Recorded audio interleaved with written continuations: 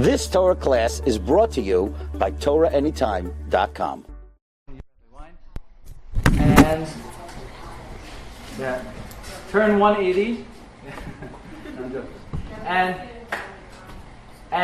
he was once in an airport, and somebody recognizes him, and somebody runs over to him and he says, Rabbi, is that you? Is that you?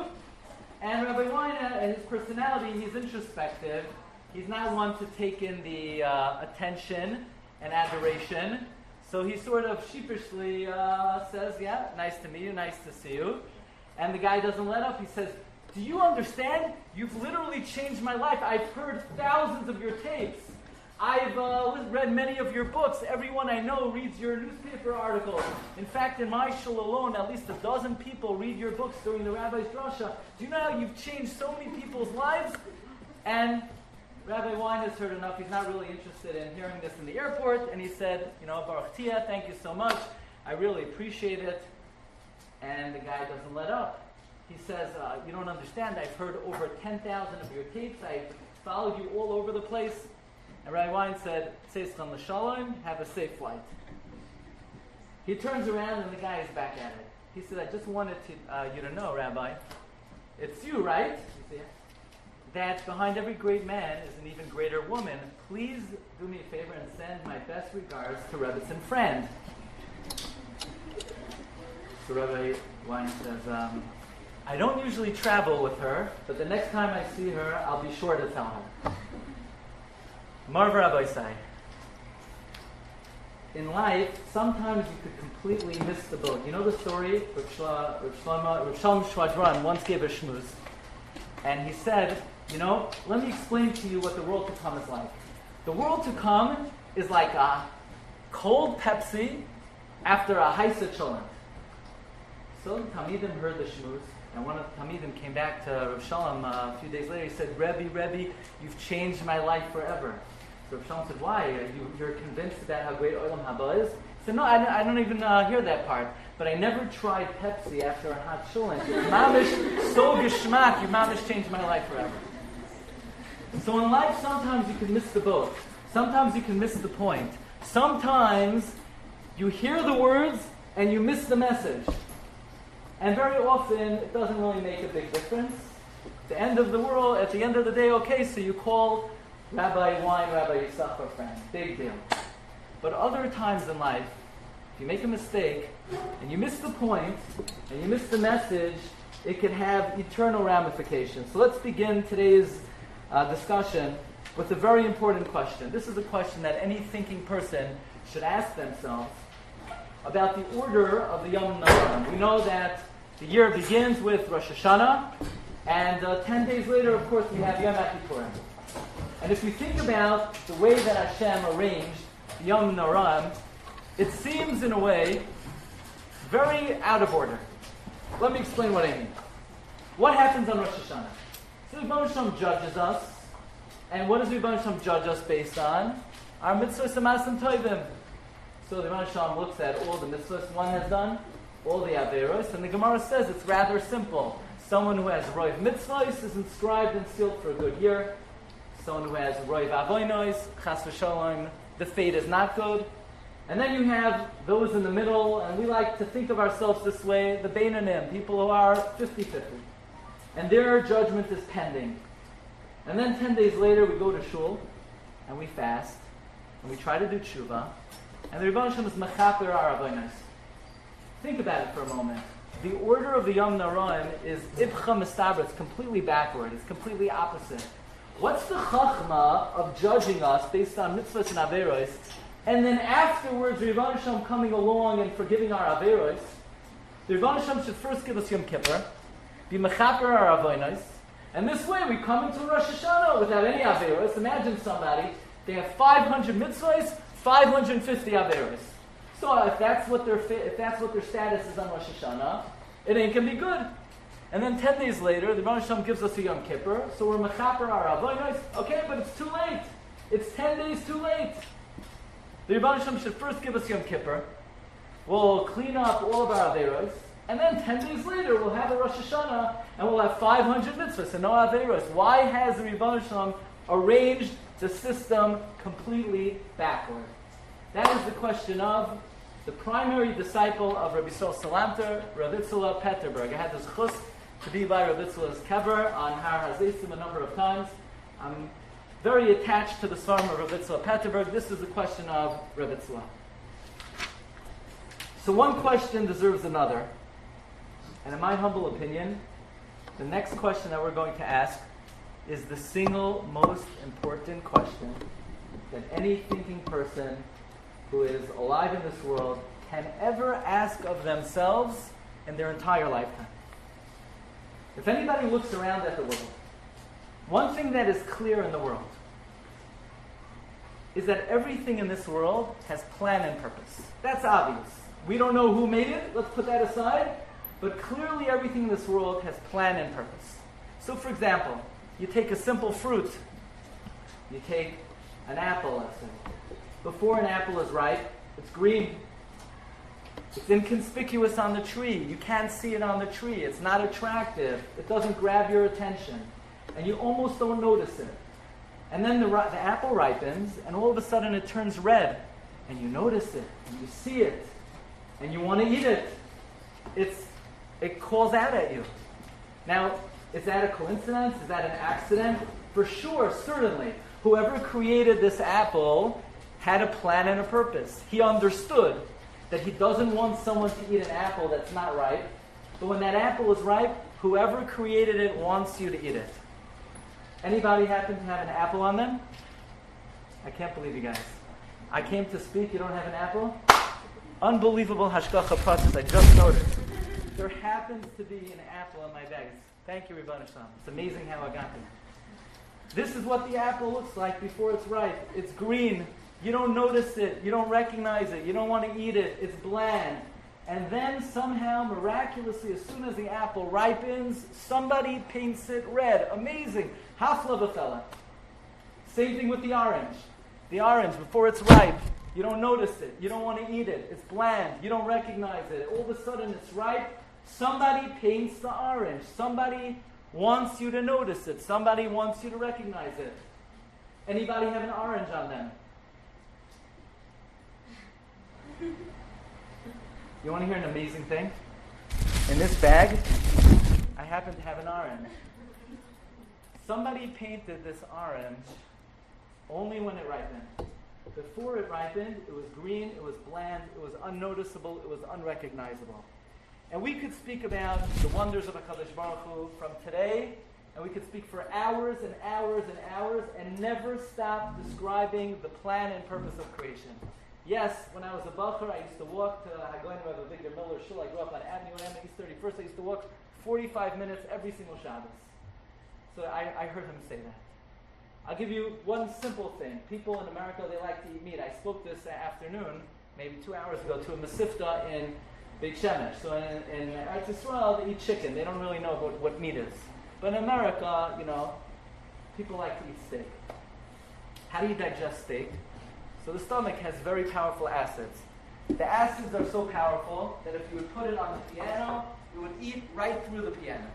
That's how powerful a stomach acid is. So you eat the steak, and the body produces an acid that literally burns through the steak that you're eating, and somehow miraculously the acid doesn't burn through the body. How's that possible?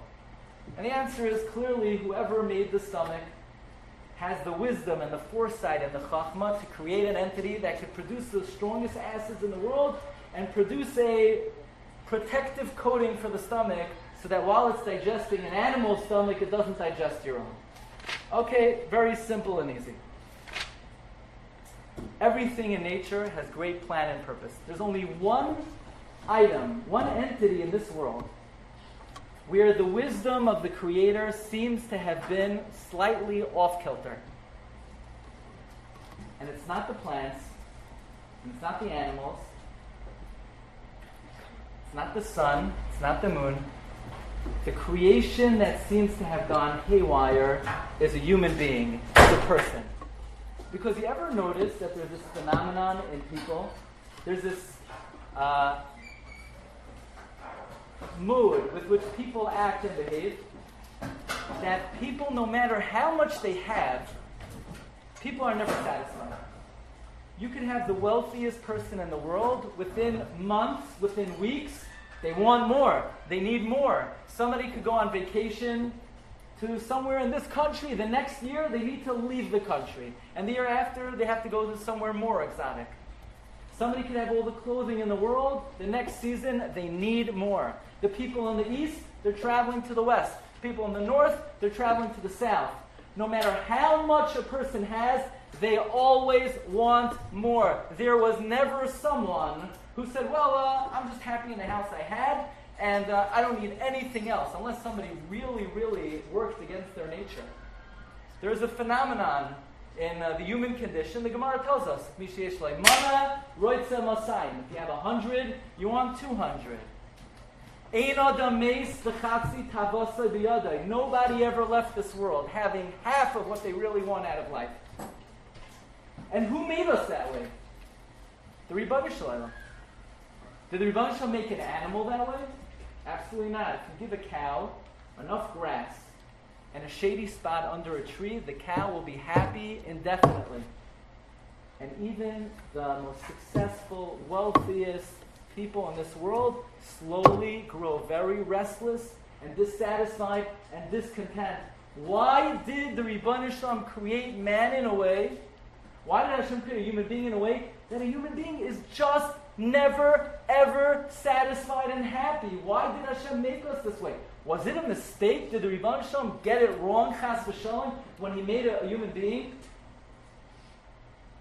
And the Mesilas Yesharim writes that this is the most fundamental question in all of Yahadus. Why did the Rebbe Shalom create us in a way that we are not satisfied in this world?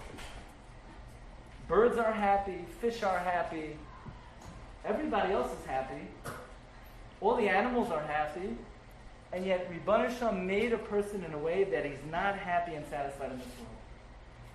And the Mesilas Yesharim says the answer to this question is the most fundamental yediyah in Kol HaTorah Kula. And that is, the Mesilas Yesharim says, there's a very fundamental error we make almost every day of our lives. Because we wake up in the morning and we go outside and we see signs and advertisements and billboards and other people and attitudes. And you know what? Everything in this world cries out at us and screams out at us. And the message that we get is that this world is where it's at. Our creation is only about Olam Hazeh. And if a person thinks that creation is about this world, then the creation of man was an overwhelming disaster of epic proportions. Then if Hashem created man for Olam Hazeh, man was the biggest mistake ever created. But the Mesilas Yesharim says, don't miss the boat over here. Because if you miss this one, this will be the biggest error. Because the Rebbe Shalom did not create us for Olam Hazeh. This world is not where it's at. Ki hu zeh whatsoever. And Mesilas Yesharim gives us the famous analogy. You heard the story? The princess, you heard about the princess? She got married to a schlepper. It was on the front page of the Jewish Home. You didn't see it last week? The Princess of England got married to a schlepper. The guy is such a schlepper, he wears rags. He wears a shvata. His mask for corona is an old tissue. He couldn't even buy a suit for the wedding. And he married the princess. And she used to live in the palace, and she agreed to go move into a hut in the forest. What's wrong with this lady? She agreed to do it. And he brings her back to the hut, and he's trying to make this princess happy. He sees she's hungry. So he gets out his old rusty pot, and he takes an old rotted onion, and a moldy potato, and some old beans, and he starts stirring it up. And she smells the most wretched smell she ever smelled in her life. And he says, "Isn't it delicious? Isn't it scrumptious?" And she says, "Yeah, it's really great." And she tries to eat it, and she spits it out. And he says, "What's wrong, dear? What are you lacking? What are you missing? This is the best onion I had. This is the best potatoes I had. These are my best beans." Oh, you want music? So he takes some pot out of his cupboard and he starts banging with a metal spoon on the pot. Bang, bang. There's nothing he could do to make her happy. And the reason is, the Medrash says, because she comes from a different world. She comes from the palace. She's used to the cuisine of the palace. She's used to the fine symphonies of the palace. There is no food or music or pleasure this guy could give her that will mean anything. Says in Mesilas Yesharim, the Rebbeinu Shalom created every person with their most valuable commodity. The most valuable thing that we have is our neshama. But we've got a problem. You know what the problem is? The neshama is overqualified for this world. So the neshama comes down to this world, and the body, like a schlepper, tries to make the neshama happy. Okay, neshama, what can I get you? Would you like food? And the neshama is, no thanks, that doesn't do anything for me. And the body says, would you like pleasure? Would you like new shoes, a new pocketbook, a new house? What would you like? You want a vacation? And the neshama says, are you kidding me? I'm used to the palace. I'm used to shamayim. I'm used to the pleasures of the shamayim, which are only Torah, mitzvahs, masim toivim, and yiras shamayim. That's the only thing that gives the neshama any happiness and satisfaction in this world. So the neshama comes down to this world, and the neshama is very lonely, and very disconsolate, and very empty. And basically, the unhappiness of the neshama is really the root of all the ills of society. All of the despondency, and all of the anxiety, and all of the fears, and all of the addictions, it's all rooted in the fact that Hashem created a person that they're not really satisfied with this world. So then what? Hashem got it wrong? Chas v'shalom? Why did Hashem make us so overqualified? We're basically in a place where nothing does anything for us. Says Mesilas Yesharim, this is the single greatest act of kindness that the Rebbeinu Shalom did for man. Because if the Rebbeinu Shalom made us like a cow, then you know what we would do? We would eat breakfast every day, and then we would eat lunch, and then we would eat dinner, and we would go shopping in between. And we would do that for 20, 30, 40, 50, 60 years, and then we would call it a day, and we would accomplish absolutely nothing with our lives.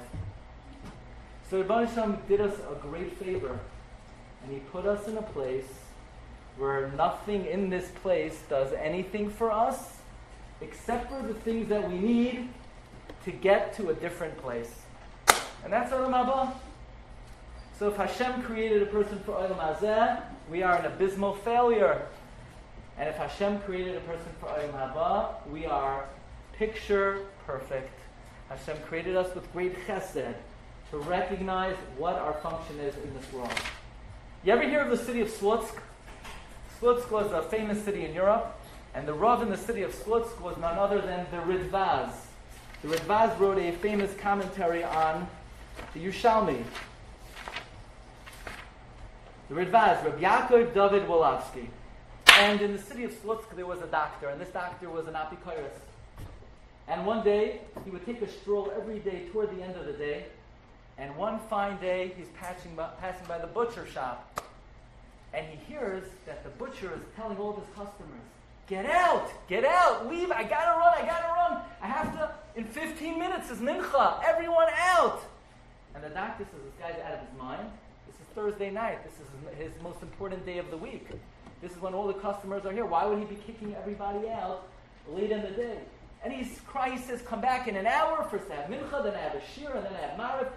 Back in an hour, and he's literally kicking the customers out of the store. Now this doctor, he didn't believe in anything, so he was very bothered by this. He comes running to the butcher, he says, are you out of your mind? You barely have any money, how could you kick customers out of your store? So the butcher said, look, I gotta go to mincha, I gotta learn a bissel, I gotta go to marav. And then he said something that really hit the doctor.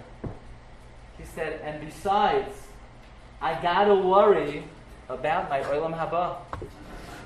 So the doctor says, Olam Haba? There's no such thing as Olam Haba. So the butcher says, that's right. For you, there's no such thing as Olam Haba. But I'm hoping to get there and having some share in Olam Haba. So the doctor was so upset. He says to the butcher, you know what? You believe in Olam Haba? Here's 1 ruble. Excuse me. You give me 1 ruble, I will sell you all of my Olam Haba. So the butcher says, the deal. Here's a ruble. I'll take your Olam Haba. And the butcher runs to Mincha. Years pass. 10 years pass. 25 years pass. The butcher's now an old man, and into his butcher shop walks an older lady, a well-dressed woman. She introduces herself, and she says, Shalom Aleichem, how are you? I am the almana of the doctor. Which doctor? Remember the doctor? He used to argue with you? Sure. I have a question for you. The last couple of nights I've been having a recurring dream. And my husband's been coming to me in a dream. And he claims that he sold all his Olam Haba to you. He said he's in the Bezdin Shamala. And they were adjudicating his final decision. And they brought in hundreds and hundreds of Averos. And the doctor was waiting for all his mitzvahs to be brought in. After all, he wasn't a big mammon and he didn't keep so many mitzvahs, but he used to treat poor people for free, and he was waiting for all the mitzvahs to be brought into the courtroom. And he said, where are my mitzvahs? What about all the people I treated? And they said, yeah, those were good deeds, but pal, you shot yourself in the foot. You sold your Olam Haba to the butcher. So sorry, pal. We hope you have some ice cubes with you because you're headed to a very hot place, even hotter than this room. And yeah, it's funny. Okay, so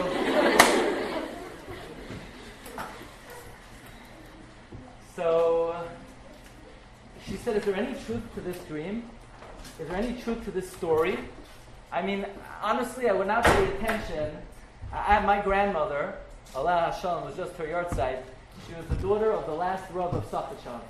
And she would say over, in Europe, one of the main roles of the Rabbanim, people would come to the Rabbanim and tell them their dreams, and the Rav would have to interpret the dream. So actually, I used to be a Rav in Queens, so we had a lot of Sfardim. So I was doing much more dream interpretation than in the 5 towns. Not sure why, but in any event, but I don't do that anymore. I don't do dream interpretation. Anyway, so she says, is there any truth to the fact that my husband sold to you all of his Olam Haba? The butcher said, yeah, I remember very clearly like yesterday. I remember he came to me, he offered me a ruble, and I offered him a ruble, and I bought his Olam Haba. She said that he's screaming to me every night. I literally cannot sleep. He needs his Olam Haba back, otherwise he's going to end up in a bad place. So the butcher said, absolutely not. I tell you the truth. I have so few mitzvahs in my repertoire. I have such few good deeds. I'm worried I'm not going to have any Olam Haba. But now that you're telling me that your husband said that in Olam Haba they were about to wheel in all of his mitzvahs, but he couldn't reap the benefits because he sold them, there's not a chance in the world that I'm going to give up all of those mitzvahs. So lady, it's been nice knowing you, but no way am I giving back his mitzvahs. So that night the woman goes to sleep, and she has another dream. And her husband is screaming, her husband is crying, please, please, I need epis, a mitzvah, 2 mitzvahs, 3 mitzvahs, whatever you could get, I need you to buy the Olam Haba back. The lady comes to the guy. The guy says, absolutely not, I'm not even giving you 1/10 of a mitzvah. Once I bought it, how can I trade it in? So the lady said, I'm going to Bezdin. He said, what? You're going to Bezdin? Well, you can't go take. What's the case? What do you mean, what's the case? You bought his Olam Haba, it's a Mekach Tos. We want the mitzvah back, we're taking the case to Bezdin. So she knocks on the Rav's door, and she goes to the Ridvaz, and she tells the Ridvaz the whole story. And the Ridvaz amazingly says, it's taka, a big case. I want you to put up signs throughout the city that today there's going to be a din Torah. And the 2 parties are the butcher and the almana. And the people cannot believe this is the most exciting thing that has ever happened in the city of Slutsk. The entire city packs into the shul. They're waiting for the Radvaz to convene to adjudicate this case. The Radvaz comes in, and the Radvaz hears the tzad of the butcher. The Radvaz hears... I'm just joking. And the Radvaz hears the tzad of the Ahuva, next time I come, prepare them that the Radvaz hears the tzad of the butcher, she hears the tzad of the almana, and he says, this is the toughest shaila that I've ever heard in my life. It's going to take me 45 minutes to deliberate about this question. So the Radvaz thinks, and he's in his room, and he's harving, and he's opening up Sfarim, and he's contemplating, and 45 minutes later, the Radvaz comes out of his chambers, and the Radvaz says, this case has 3 parts to it. Part number 1, says the Radvaz, the sale is batel. The butcher was never able to sell his oilam haba to, the doctor was never able to sell his oilam haba to the butcher. So, everybody breathes a great sigh of relief. Baruch Hashem, the doctor is going to get his oilam haba. And the Radvaz explains, oilam haba is not an entity, it's not a tangible item. You can't transfer oilam haba from one person to another. Oilam haba is the life that you achieve by the performance of mitzvahs. It's not transferable. You cannot give oilam haba from one person to another. The Radvaz says, you know what it's like? It's like you have a forester. You hire a forester to chop wood for you in the forest. And the forester is chopping, he's chopping, and you owe him $500. And at the end of the month, the forester says, listen, instead of paying me the $500, give it to somebody else. Give it to Pliny. So the forester could do that. He could transfer. Money is a transferable item. Instead of you giving it to the forester, you could give it to somebody else. But besides the money the forester earned, think about it.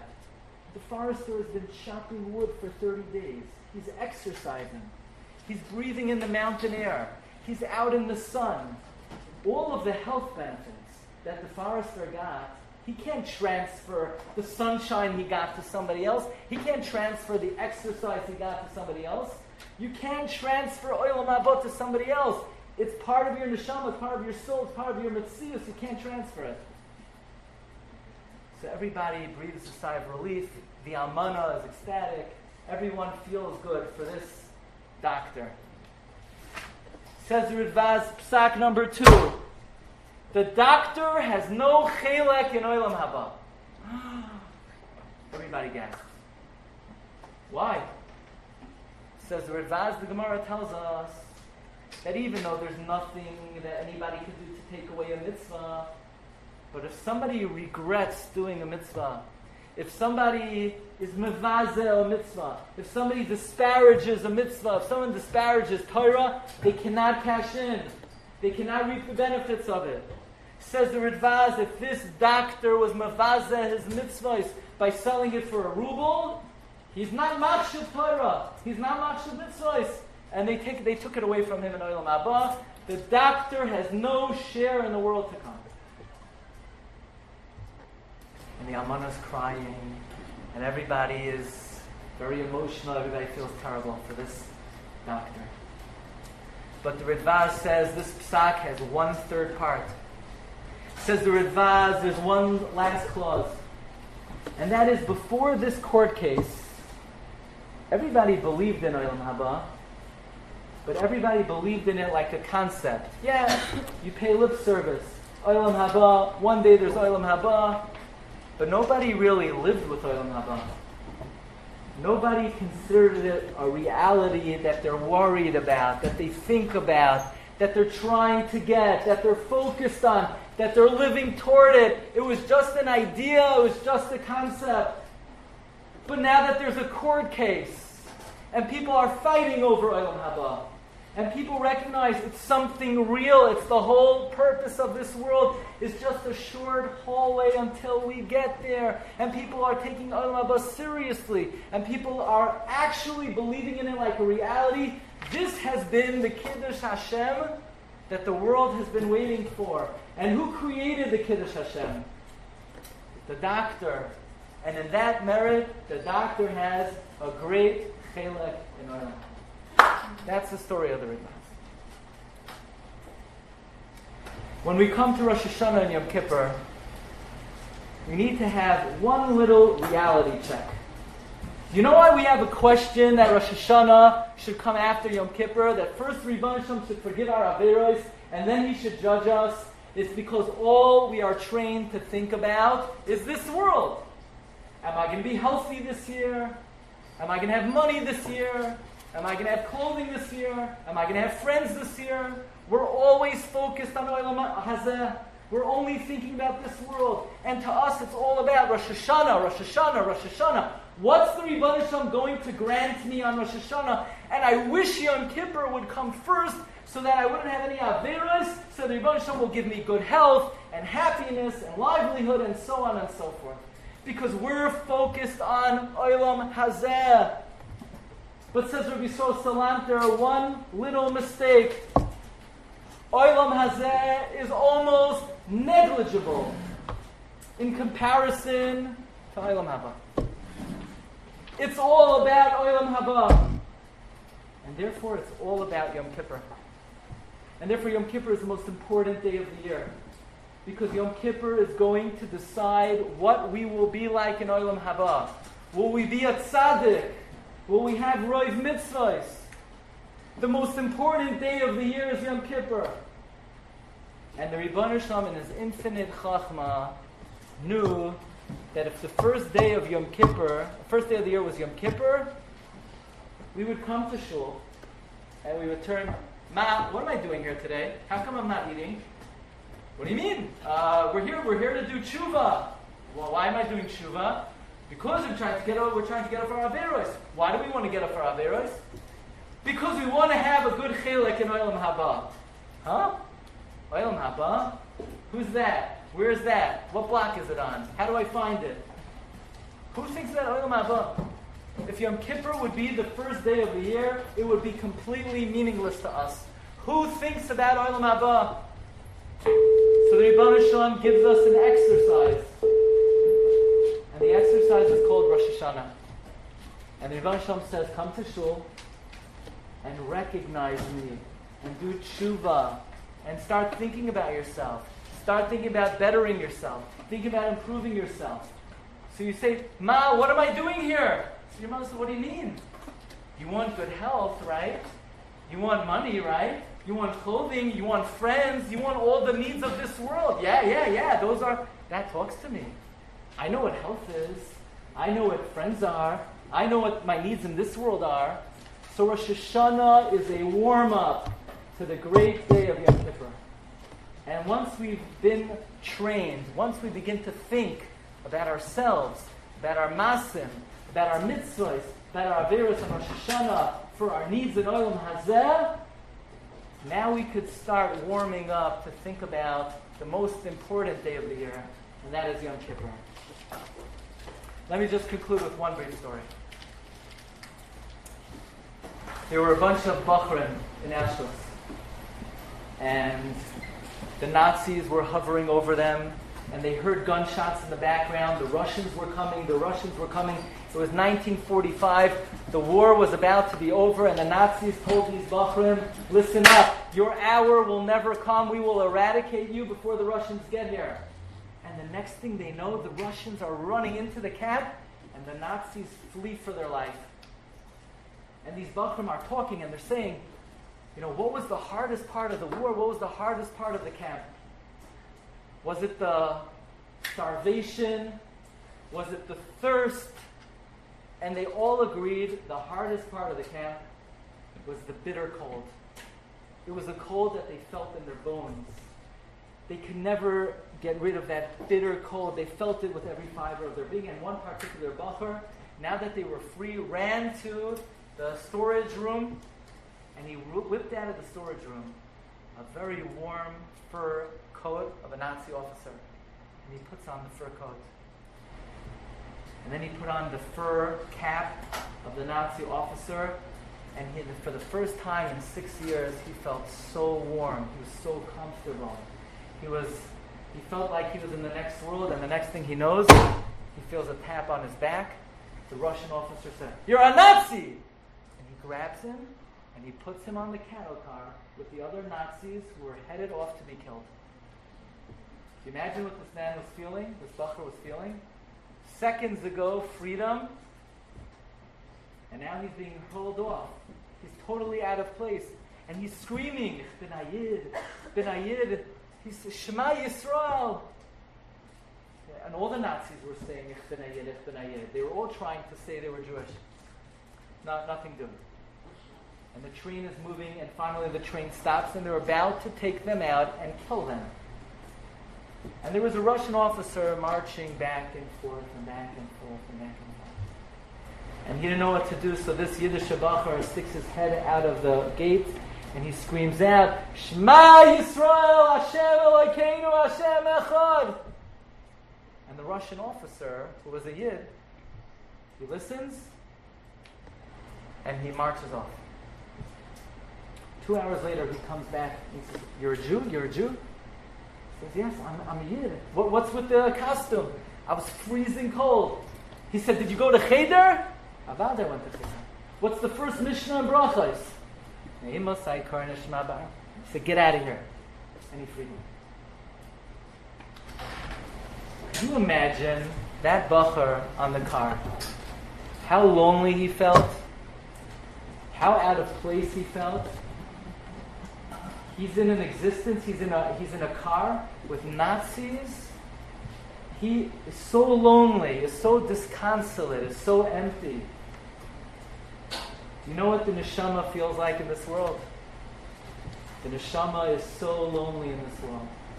The neshama is so empty in this world.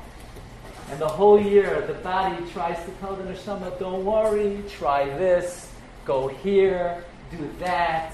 And the neshama is screaming, "I don't want olam hazeh. I want olam haba." Says Bnei Yissaschar, but there's one day a year where the Rebbeinu Shalom takes olam haba. Olam haba she'ein boi achila, ve'ein boi shasiya, ve'ein boi sacharos. A day where there's no eating, and there's no drinking, and there's no strife, and the Rebbeinu Shalom plants olam haba right in front of our eyes. And now the neshama says to the guf, "This is what I'm talking about. This is what I want." And the neshama cries out, "Shema Yisrael, Hashem Elokeinu, Hashem Echad." There's one day a year where the neshama has a little peace of mind, a little contentment. And through that one great day a year, Hashem Oiri V'Yishi, the Rebbeinu Shalom saves us. He finally puts us in touch with the day which we use as our compass, as our point of direction.